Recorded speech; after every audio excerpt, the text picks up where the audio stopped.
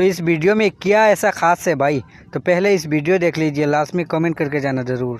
اللہ تعالیٰ نے اس دنیا میں ایک ایسا انسان بھیجا تھا جسے اسم اعظم کا علم عطا فرمایا تھا، مطلب وہ جو دعا کرتا قبول ہوتی تھی۔ اور پھر اس نے ایک ایسی حرکت کی کہ اللہ نے خود اس کو قرآن میں کتا قرار دیا ہے۔ یہ اس وقت کی بات ہے جب حضرت موسیٰ علیہ السلام کے زمانے میں بنی اسرائیل میں ایک بہت بڑا عالم اور عابد تھا جس کا نام بلعم باورا تھا۔ وہ دن رات عبادت کرتا اور لوگوں کو دین سکھاتا تھا۔ جب حضرت موسیٰ علیہ السلام اپنی قوم کے ساتھ مصر سے نکل کر فلسطین کی طرف آئے تو راستے میں ایک علاقے بلقا سے گزرے۔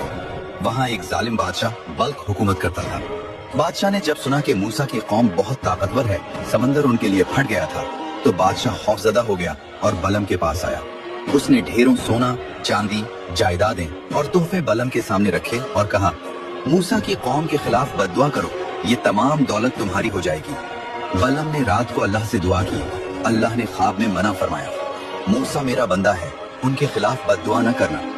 صبح بلعم نے انکار کر دیا، لیکن بادشاہ مزید دولت لے کر آیا۔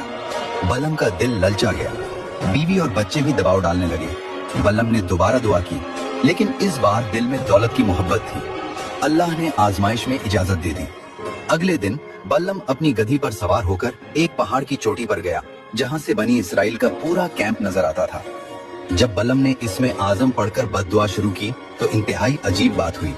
اس کی زبان سے بد دعا کی بجائے الٹا دعا نکلنے لگی اور اس کی زبان خود بخود پکار اٹھی، اے اللہ، موسیٰ اور ان کی قوم کو کامیابی عطا فرما، ان پر اپنی رحمت نازل فرما، ان کو فتح دے۔ اس نے دوبارہ کوشش کی، پھر تیسری بار، مگر ہر بار اس کی زبان سے موسیٰ علیہ السلام کے حق میں دعائیں نکلتی رہیں۔ اللہ نے اس کی زبان کو پلٹ دیا تھا اور پھر بلعم نے شیطانی تدبیر سوچی۔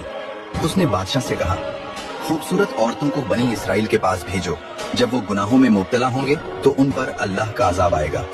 اور یہ منصوبہ کامیاب ہوا۔ کچھ لوگ فتنے میں پھنس گئے، طاعون کی بیماری پھیل گئی اور 24,000 لوگ ہلاک ہو گئے۔ اللہ تعالیٰ نے قرآن پاک میں سورۃ الاعراف میں بلعم کو کتے کی خاصیت والا کہہ کر ذکر فرمایا ہے، جس کا مطلب یہ ہے کہ کتا ہر حالت میں اپنی زبان لٹکائے رکھتا ہے، بھوکا ہو یا پیٹ بھرا ہو، گرمی ہو یا سردی، ہر وقت اس کی زبان باہر نکلی رہتی ہے۔ بعض علماء کہتے ہیں کہ بلعم کی زبان حقیقت میں لٹک گئی تھی۔ اللہ نے اسے اتنی شدید رسوائی دی کہ اس کی زبان منہ سے باہر نکل آئی اور وہ کتے کی طرح بدصورت نظر آنے لگا۔ لوگ اس سے نفرت کرنے لگے تھے۔